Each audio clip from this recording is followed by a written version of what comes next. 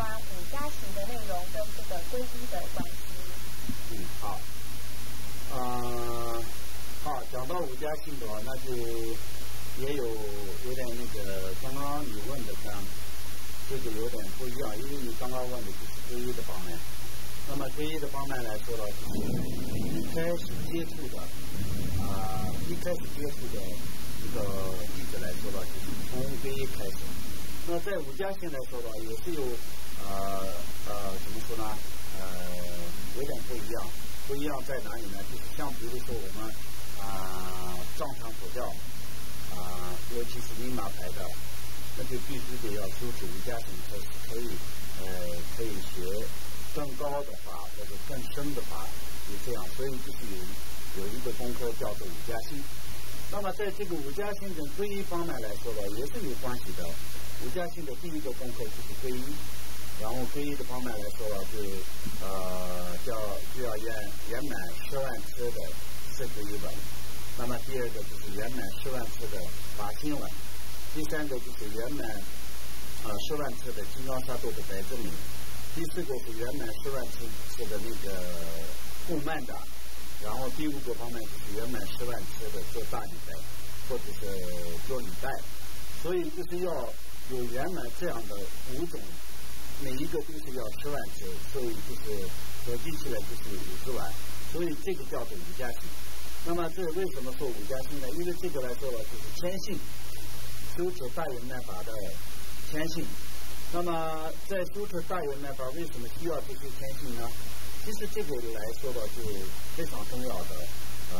一个弟子来说呢，能够可以接触殊胜的法，是一定要有一定的福报才可以。所以圆满这些福报的方法，就是要修持五加行，就是这样。那么在修持五加行的时候呢，就是要第一个就是要修10万次的皈依文的时候呢，就必须的转向皈依经去修持。那么第二个修持法心文的时候，也是必须得要转向那么在第三个金刚萨埵也是转向金刚萨埵。然后每一个都是有修持的方法，有分的来说的，就很仔细的讲的话，那都是有非常怎么说呢丰富的内容，而且是有非常深的内容，所以这些都是今天不需要特别多的解释。那大体上来说到，就是五加行每一个都是有必须得要进的转香来修持，以这样一起来修持的。这也不能是说是刚是数量达到10万次最圆满，这样的话也是不是说是特别圆满，那就是真正的要圆满的话，是数量和质量都要达到才是可以的。对。好，我们非常谢谢仁波切，也谢谢国章。那因为今天仁波切有提到这些皈依还有观想，是不是现在也请仁波切为我们今天所有刚开始学佛的佛弟子做一个祝福，或是祈福？好。我们一起前面已经有做了很多那个佛法上面的讨论，所以我们就是圆满3种殊胜圆满的缘故，我们就最后做一个回向。苏南不有当知是法涅特里尼佛迦那方知是迦南者瓦朗度法是不所令不当知瓦是将巴拉巴维觉得然前大当长到中到这样的人这个感觉即是到了的境界完得到当觉了的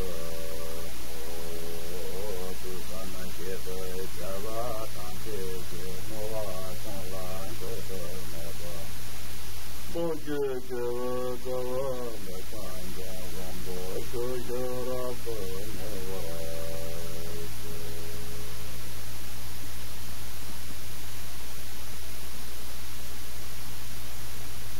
谢谢大家。谢谢仁波切，也谢谢大家。我们今天也非常的荣幸有请到公博仁波切来到现场，为我们大家做这么好的开示。那么我们也在此呢，祝愿大家学佛有成，吉祥如意。